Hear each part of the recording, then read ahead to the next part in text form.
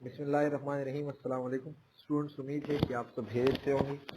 Students, आज के इस क्लास में हम critical history of English literature जो कि डॉक्टर बी आर मलिक साहब ने लिखी है उसके एक लेक्चर अपलोड करेंगे और इस लेक्चर का हमारा जो टॉपिक होगी मैथ्यू आर्नल्ड। तो आज के इस लेक्चर में हम मैथ्यू आर्नल्ड के ऊपर बात करेंगे जो कि हमारे पास जो है अर्ली प्रोज राइटर्स हैं ऑफ द विक्टोरियन एरा का। तो बेटा शुरू करते हैं। मैथ्यू आर्नल्ड जो कि हमारे पास 1822 में पैदा हुआ एंड 1888 में उसका डेथ हुआ। Besides being a poet, Matthew Arnold was a pros writer of a high order. Poet होने के अलावा मैथ्यू आर्नल्ड जो है वो एक बड़ा प्रोज राइटर भी था। He was also a great literary as well as social critic. वो एक बड़ा लिटरेरी क्रिटिक के साथ साथ जो है वो सोशल क्रिटिक भी था। Like Carlyle in Ruskin, he was vehement critic of the age। जैसे कि हमारे पास थॉमस कार्लाइले है, जॉन रस्किन है, इसके ऊपर ऑलरेडी हमारे लेक्चर मौजूद है। वो अपने वक्त का या अपने टाइम का बहुत ज्यादा पुरजोश क्रिटिक था। अकॉर्डिंग टू हिम, उसके मुताबिक द इंग्लिश मैन, ये जरा गौर करे, according to him the English man needed classical qualities in order to attain harmonious perfection in moral and in literature। वो इंग्लिश मैन को क्लासिकल क्वालिटीज चाहिए। क्लासिकल क्वालिटीज वो क्वालिटीज जो हमारे पास न्यू क्लासिकल्स को फॉलो करते थे, जो हमारे पास ग्रीक रोमन क्वालिटीज थे, तो उनको चाहिए ताकि वो मॉरली परफेक्शन को वो हासिल करे और साथ साथ लिटरेचर में भी वो परफेक्शन हासिल करे। It was not to the Hebrews or German as suggested by Carlyle। याद रखिएगा, थॉमस कार्लाइल एक क्रिटिक था। वो कहते हैं कि हम अगर हिब्रूस को फॉलो करें तो हम मॉरली और सोशली हम परफेक्ट हो सकते हैं, या और man in the middle ages as suggested by Ruskin, या हम वो जो मिडल एजेस लोगों को फॉलो करें तो फिर हम वो जो है मॉरली एंड लिटरली हम ग्रेट हो सकते हैं। The England could be with advantage look for teaching, but to the Greeks or to that people which among the modern had embedded most Hellenic culture और फ्रेंच। लेकिन वो जो है English वो उसको अगर वो टीचिंग से तो बेहतर होगा, अगर वो किसी से वो मिसाल ले उससे तो वो बेहतर होगा, लेकिन जो हमारे पास जो ग्रेट और जो हमारे पास और लोग जो थे ना वो हमारे कल्चर के अंदर एम्बेडेड है। एम्बेडेड का मतलब वो दरमियान में आए हैं। In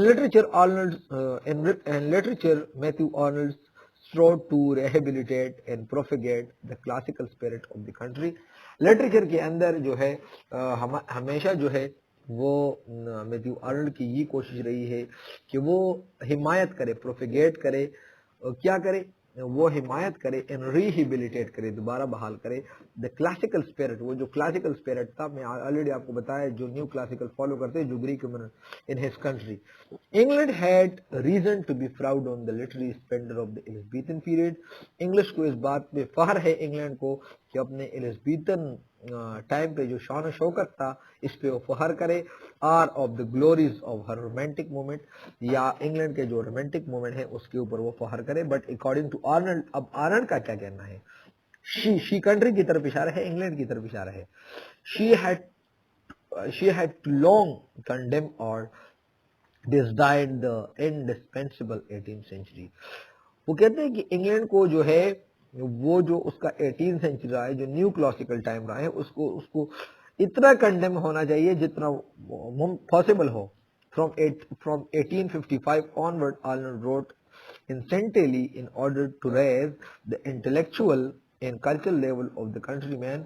उसने क्या लिखा है, all his prose work are directed to this end। उसके जितने भी प्रोज वर्क है ना, उस सारे वर्क का मकसद ये है कि वो हमारे पास न्यू क्लासिकल टाइम है या जो हमारे पास एलिजाबेथन टाइम है उसको वो कंडेम कर सके। ऑन ट्रांसलेटिंग होमर, जो उन्होंने 1861 में लिखा है। The study of Celtic literature, तो ये हमारे पास जो उन्होंने 1867 में लिखा है। एसेस इन क्रिटिसिज्म, जो कि उन्होंने 1865 और 1888 के दरमियान लिखा है। कल्चर एंड अनार्की, ये उसका एक बड़ा क्रिटिकल वर्क है जो उन्होंने 1869 में लिखे हैं। इन विच ही डिक्लेयर्ड दैट, उसने साफ साफ बताया, culture is the minister of the sweetness and light essential to the perfect character. वो कहते हैं कल्चर जो है वो मैनेस्टर है कि वो वही स्वीटनेस लाए। क्या चीज? एक इंसान के किरदार में जो लाजमी जो परफेक्शन है वो क्या चीज ला सकती है?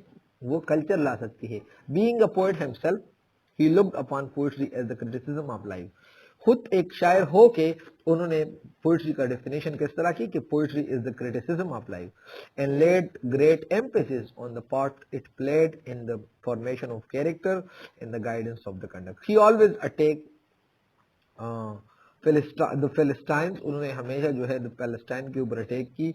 Bye whom he meant the middle class, indifferent and disinterested joys of the pure intelligent. उन्होंने हमेशा जो है वो कि उनके ऊपर वो जो है उसको क्रिटिसाइज की, क्योंकि वो अलग सी क्लास थी, अलग सी लोग थी, और वो उनकी खुशियों या उसके पेवर इंटेलिजेंस के अंदर जो है वो मतलब इनडिफरेंट था, मतलब बिल्कुल उसी जैसा था। Arnold also attempted to eliminate the dogmatic element of the Christianity. Arnold ने ये भी कोशिश की कि वो एलिमिनेट करे, एलिमिनेट का मतलब खत्म करे, कम करे, जो हमारे पास जो डॉगमेटिक क्या चीज। देखिए, Arnold also attempt to eliminate the dogmatic element from Christianity. Christianity के अंदर डॉगमेटिक एलिमेंट अब क्या चीज थी?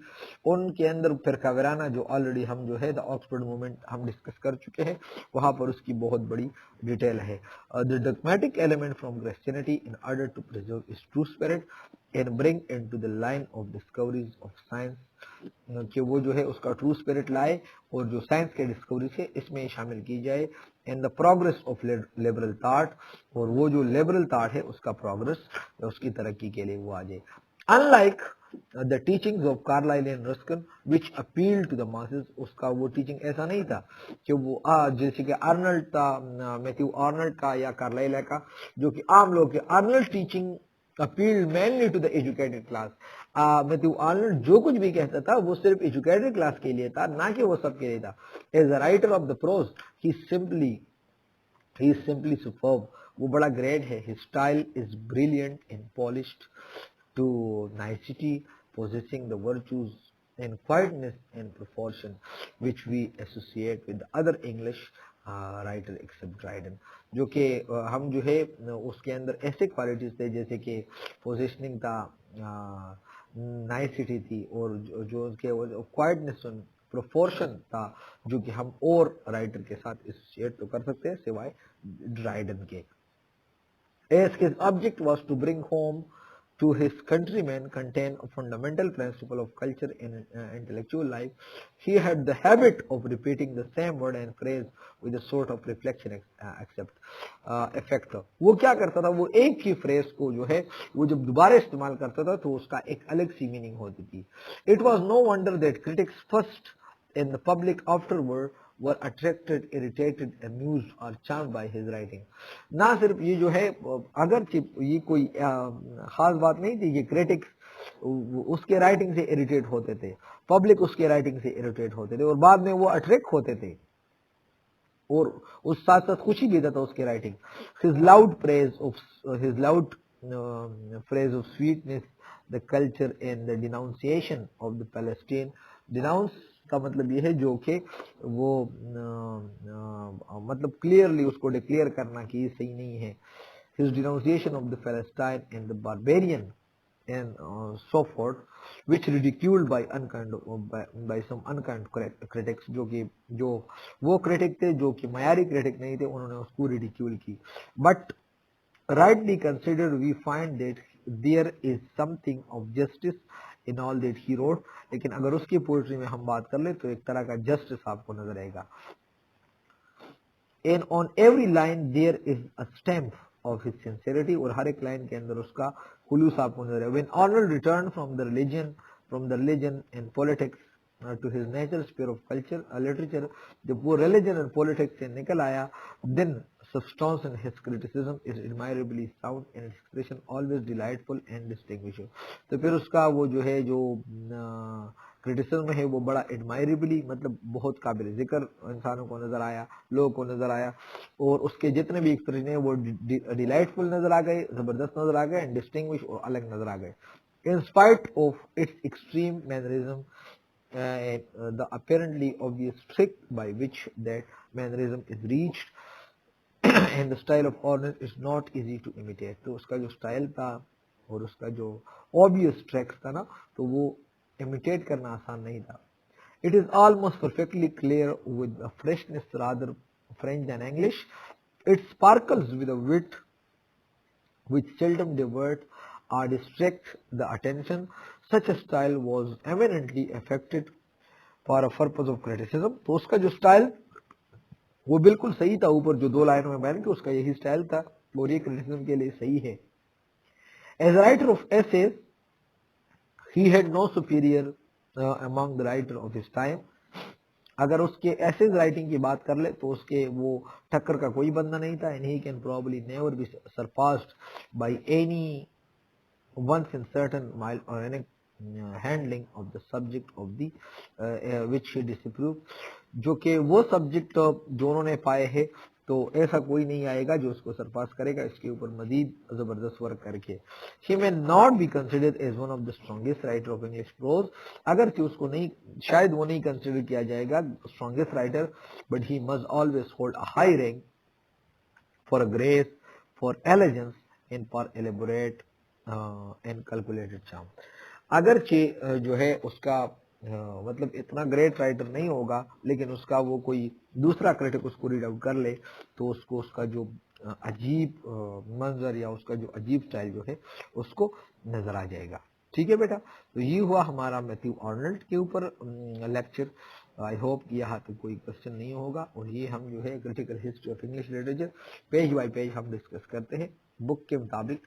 We are on 201 page. So बेटा आप साथ रहे तो इंशाल्लाह हिस्ट्री का मसला जो है आपको बिल्कुल ही हल होगा। नेक्स्ट लेक्चर में हमारे पास जो और जो पोएट है ना, थोड़े ग्रेट पोएट नहीं थे विक्टोरियन एरा का, उसको हम डिस्कस करेंगे।